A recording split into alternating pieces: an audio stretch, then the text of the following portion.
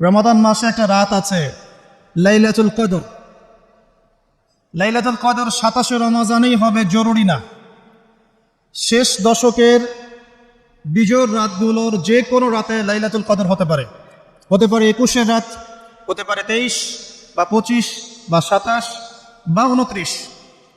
ইন্না আনজালনাহু ফি লাইলাতুল কদর, আল্লাহ পাক বলছেন নিঃসন্দেহে আমি কোরআনকে নাযিল করেছি লাইলাতুল কদরে। ওয়া মা আদরাকা মা লাইলাতুল কদর, হে নবী আপনি কি জানেন লাইলাতুল কদর কি জিনিস?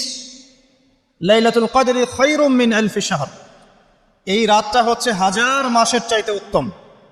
কোরআন নাজিল করার কারণে লাইলাতুল কদর 1000 মাসের চেয়ে উত্তম। এই লাইলাতুল কদরে আপনি ইবাদত করলে 1000 মাস ইবাদতের নেকি পাবেন ইনশাআল্লাহ। সুবহানাল্লাহ। তানাজ্জালুল মালায়েকাতু ওয়ার রূহ, এই রাতে মালায়েকা নাজিল হন, অবতীর্ণ হন বা অবতরণ করেন এই পৃথিবীতে, এবং জিবরাইল আলাইহিস সালাম এই পৃথিবীতে আসেন, নেককার বান্দাদের জন্য দোয়া করতে থাকেন। সালামুন হিয়া হাত্তা মাতলাইল ফাজর, সকাল পর্যন্ত এই রাতে শান্তি বিরাজ করে। এই রাতে জিবরাইল আলাইহিস সালাম ফেরেশতাদেরকে নিয়ে আসেন, প্রত্যেকটা কাজের ফয়সালা অর্থাৎ 1 বছরের তাকদীর নতুন করে নবায়ন করা হয় লাইলাতুল কদরের রাতে। আল্লাহ পাক বলছেন এই কদরের রাতেই আমি কোরআন নাজিল করেছি। আর এই কোরআন যে মাসে নাজিল করা হয়েছে তার নাম কি? রমাদান মাস। রমাদান মাসে এমন কি হয়েছে যেই কারণে রমাদান মাসকে আমরা সম্মান করি, সওম রাখি, এবং রমাদান মাসকে কেন্দ্র করে আমরা বিভিন্ন নেক আমল করে থাকি? এর বিশেষ ঘটনাটা কি, বিশেষত্ব কি? আল্লাহ পাক এর উত্তর দিয়েছেন সূরাতুল বাকারা এর 185 নম্বর আয়াতে। আল্লাহ রাব্বুল আলামিন বলছেন, বা'দা আউযু বিল্লাহি মিনাশ শাইতানির রাজীম, আল্লাহ পাক বলছেন শাহরু রমাদানাল্লাযী উনজিলা ফীহিল কুরআন, রমাদান সেই মাস যেই মাসে কুরআনুল কারীম নাজিল করা হয়েছে। কি নাজিল করা হয়েছে? রমাদান সেই মাস যেই মাসে কুরআনুল কারীম নাজিল করা হয়েছে। হুদাল লিন্নাস, পুরো মানব জাতির জন্য হেদায়েত স্বরূপ। ওয়া বাইয়িনাতিন মিনাল হুদা ওয়াল ফুরকান, কোরআন হচ্ছে বাইয়িনাত, সুস্পষ্ট প্রমাণ, নিদর্শন, এবং ফুরকান, সত্য মিথ্যা ন্যায় অন্যায়ের একমাত্র মানদণ্ড। সত্য মিথ্যা, হক বাতিল, ন্যায় অন্যায় এর মানদণ্ড কি মানুষের জ্ঞান নাকি আল্লাহর ওহী? আল্লাহ পাকের সর্বশেষ ওহীর নাম কি? তাওরাত, জাবুর, ইনজিল না কুরআন?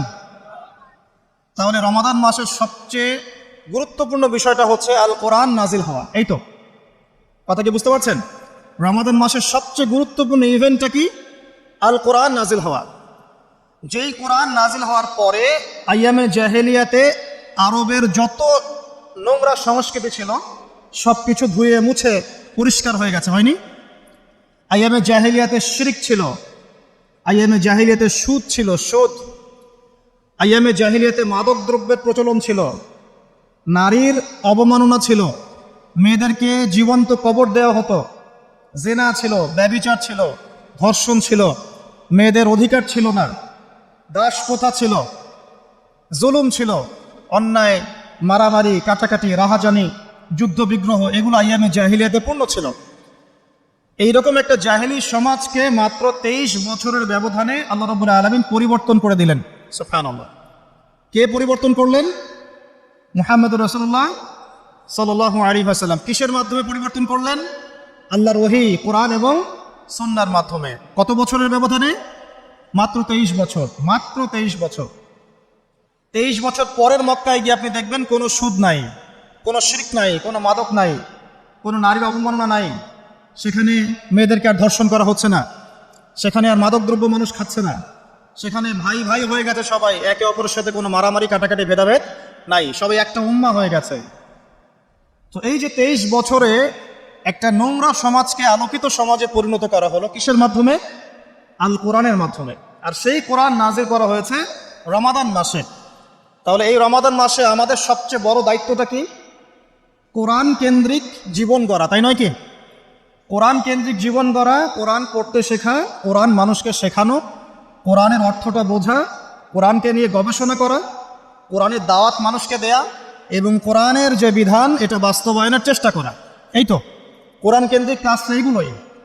নবী সাল্লাল্লাহু আলাইহি ওয়াসাল্লাম এবং সাহাবায়ে কেরাম 23 বছর ধরে এই কাজগুলো করেছিলেন বলেই আইয়ামে জাহিলিয়াত একটা আলোকিত সমাজে পরিণত হয়েছে। আমার কথা কি বুঝতে পারছেন? আলহামদুলিল্লাহ।